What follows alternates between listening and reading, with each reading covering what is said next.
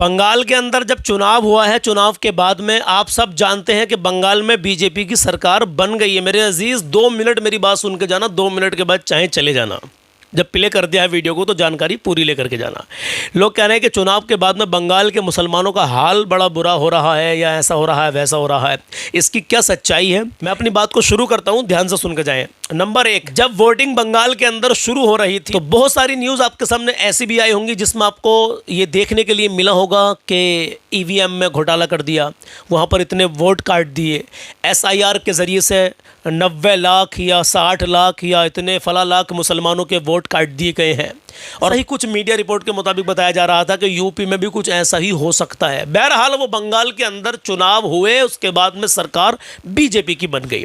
लेकिन अभी वहाँ के कैसे हालात हैं, मैंने एक भाई हैं जिनका नाम है मुशाहिद खान, वो बंगाल में ही रहते हैं। एक बार वो गया था जलसे में, प्रोग्राम में, तब मैंने उनका नंबर सेव कर लिया था। तो उन्होंने मुझे बताया, सलमान भाई अल्लाह का शुक्र है ठीक है, लेकिन कुछ जगहों पर कुछ मामलात हैं।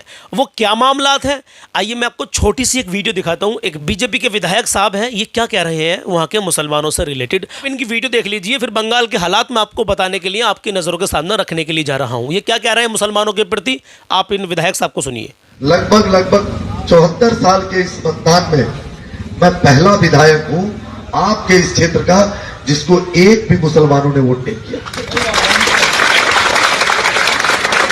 तो मुझे जो वोट किया मेरे ऊपर अधिकार उसका है, जिसने वोट नहीं किया हम उसके घर मांगने भी नहीं गए। एक काम उनका नहीं करूंगा आने वाले 5 साल में, एक काम भी उनका नहीं करूंगा आने वाले 5 सालों में। मुझे किसी भी मुसलमान ने बंगाल के अंदर जिस इलाके से खड़े थे, जिस सीट से निकले हैं, किसी ने भी मुझे वोट नहीं दिया है।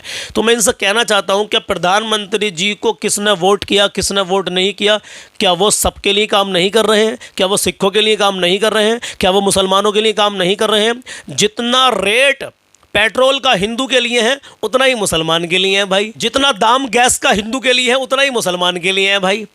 सोचे ज़रा, अगर कोई अच्छी सुविधा आप देने वाले वहाँ के हिंदू लोगों को, तो फिर मुसलमान को नहीं दोगे आप, तो क्या मुसलमान भूखा मर जाएगा? मुसलमान हिम्मत करके कमाता है, खाता है। लेकिन हाँ, कहीं ना कहीं कुछ इलाकों में बंगाल के कुछ मामला पेश आने लगे हैं, वो मैं आपको बताने के लिए जा रहा हूँ। ध्यान से सुनना, इस वीडियो को आगे शेयर कर देना, ताकि जो हवा बना रखा है बंगाल के अंदर मुसलमानों के साथ में ऐसा हो रहा है वैसा हो रहा है, भाई सब इलाकों में ऐसा कुछ नहीं है। कुछ इलाकों में जहां पर नगर निगम ने कुछ कार्रवाई की है, कुछ कोठियां तोड़ दी गई, बहरहाल कुछ घर तोड़ दिए गए, वो तो हर जगह बुलडोजर का मामला चल रहा है। क्योंकि हमने देखा है ऐसे हालात बन जाते हैं मेरे अजीज के, घर का सामान तक का नहीं निकालने देते हैं कुछ जगह कुछ लोग। कुछ प्रशासन जैसे अधिकारी भी होते हैं जो बिना सामान निकाले ही उसके घर पर बुलडोजर चलवा देते हैं। जैसे कि बंगाल में कुछ इलाकों में हमें देखने के लिए मिला, एक वीडियो हमारे सामने और आई थी। तो मैं कहना चाहता हूं कुछ इलाकों में भी मामला चल रहे हैं, लेकिन इन विधायक साहब का जवाब हम देना चाहते हैं। हम ये कहना चाहते हैं आपसे कि आप मुसलमान को क्या दोगे? मुसलमानों, मुद्दई लाख बुरा चाहे तो क्या होता है, वही होता है जो मंजूर खुदा होता है।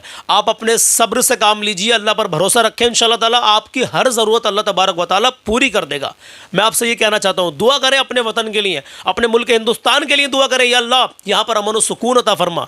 मैं दुआ करता हूँ या अल्लाह तमाम मोमिनीन की दिली नेक जायज़ तमन्नाओं को पूरा फरमा। तो बंगाल में जब मेरी मुशाहिद भाई से बात हुई तो उन्होंने मुझे बताया, सलमान भाई कुछ इलाकों में कुछ मामला पेश आए हैं, बाकी यहाँ पर हालात थोड़े बेहतर हैं, अल्लाह का शुक्र है। और मैं ये कहना चाहता हूँ, किसी के देने से आपका कोई भला नहीं होने का।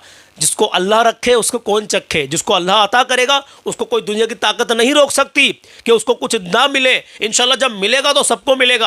आज विधायक साहब ने कह दिया कि मैं इनका एक काम नहीं करूंगा अगले 5 साल तक, मंच से ऐलान कर दिया। लेकिन अगले आने वाले 5 सालों तक बंगाल के अंदर ही मुसलमानों के काफी सारे काम होंगे भी। ऐसा नहीं है कि मुस्लिमों का कोई काम नहीं होगा, बहुत कुछ काम होगा इंशाल्लाह। आप अल्लाह पर भरोसा रखें, किसी के कहने से कुछ नहीं होता है। 5 वक्त की नमाज पढ़े और अपने प्यारे आका अलैहिस्सलातु वस्सलाम की बारगाह में जितना ज्यादा हो सके दुरूद पाक का विर्द करें। इंशाअल्लाह ताला हर मुश्किल के बाद आसानी है, और कोई मुश्किल वाली बात भी नहीं है। कहीं कहीं कुछ मामला ऐसे निकल कर आते हैं। जहां जहां भी सरकार बनती है, अब एक सरकार तो नॉर्मल तरीके से काम करती है और एक सरकार ऐसी है जो बड़े हाई लेवल पर काम करती है, जो आप समझदार है, समझदार के लिए इशारा काफ़ी है, तुरंत एक्शन लेती है।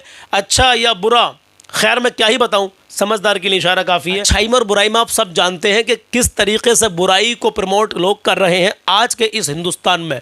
सब नहीं है ऐसे, लेकिन कुछ नफरती लोग हैं जो हिंदुस्तान के माहौल को ख़राब करना चाहते हैं। तो बंगाल के अंदर भी अगर आपको कुछ ऐसा देखने के लिए मिले तो अल्लाह पर तवक्कुल रखें मेरे अजीज़। कोई आपको सहायता दे ना दे, उसके देने ना देने से आपका कुछ नहीं होगा। जब आपको अता करेगा तो अल्लाह रब्बुल इज़्ज़त अता करेगा इंशाअल्लाह ताला। ऐसी जगह से आपको मिलेगा, गुमान भी नहीं कर सकते मेरे अजीज़। बस 5 वक्त के सच्चे और पक्के नमाजी बन जाइए, सच्चे मुसलमान बन जाइए, झूठों पर अल्लाह की लानत खयानत होती है तो झूठ से बचे। बंगाल के हालात सब जगह एक से नहीं है, अल्लाह का शुक्र है बेहतर है। कुछ इलाकों में कुछ मामला पेश आए हैं तो उसके लिए दुआ करें, अल्लाह रब्बुल इज़्ज़त तमाम मोमिनीन की गैब से मदद फरमाए। जहाँ जहाँ भी मोमिनों पर जुल्म हो रहा है या अल्लाह अपने हबीब के सदक़े में तो मोमिनों की मदद फरमा, आमीन या रब्बल आलमीन। दुआ करें या अल्लाह बिलखुसूस या अल्लाह अज़्ज़ा वजल फ़लस्तीन के मज़लूम मुसलमानों की तो गैब से मदद फरमा। यार आमीन भी कहते, पता नहीं आप में से किसकी आमीन अल्लाह की बारगाह में कबूल हो जाए, पता नहीं आप में से कौन कितना नेक है। जो विधायक साहब की वीडियो भी मैंने आपको दिखाई थी, इन विधायक साहब के बारे में आप क्या कहना चाहते हैं? और बंगाल के मुसलमानों, अगर आप हमें देख रहे हो तो हमें कमेंट करके ज़रूर बताओ कि वहाँ के कैसे हालात हैं। अल्लाह आपको सलामत रखे, अल्लाह आप सबको शादो आबाद रखे, आमीन या रब्बल आलमीन। अस्सलामु अलैकुम, अपना ख्याल रखिएगा, वीडियो को लाजमी आगे शेयर कीजिएगा, एक प्यारा सा लाइक कर दीजिए ताकि हमें पता लग जाए कि कितने लोग हमारी बात से मुत्तफिक हैं। अल्लाह आपको खुश रखे, शादो आबाद रखे। अल्लाह हाफिज़, अस्सलामु अलैकुम।